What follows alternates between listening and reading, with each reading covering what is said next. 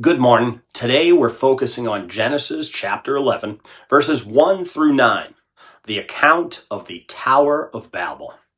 And I still want to encourage you to read this passage on your own as well, because it reveals a great deal about the human heart and God's sovereign response. In these verses, we see humanity united with one language and one purpose.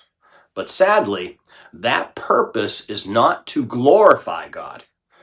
Instead, the people say, "Let us build a city and a tower whose top may reach unto heaven, and let us make us a name." Their desire is not obedient, but it's about themselves. They seek security, significance, and identity apart from God. What makes this moment especially serious is that it directly contradicts God's command to fill the earth. Rather than spreading out in obedience, humanity gathers together in pride. God's response is deliberate and it is merciful. He comes down to see the city and the tower, emphasizing no human achievement escapes his notice. God confounds their language, causing confusion, and scatters them across the earth. And this is not God being threatening by human ambition. It is God restraining sin. Left unchecked, pride would lead humanity further into rebellion and destruction.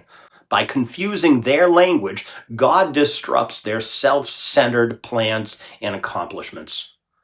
His original purpose was filling the earth. We see how this passage definitely points towards Christ. At Babel, humanity is divided by language because of pride. At Pentecost, through Christ, languages are no longer a barrier to God's work, as the gospel is proclaimed to all nations. Where Babel shows division through self-glory, Christ brings unity through God's glory. We see in this chapter how it reminds us that God opposes pride, but graciously redirects humanity towards his purpose. As you go throughout today, examine your goals and ambitions. Ask yourself whether you are seeking to make a name for yourself or to honor God. Choose humility in your plans. Submit your desires to the Lord and trust that true unity and purposes are found not in human achievements, but in obedience to God and his will. God bless.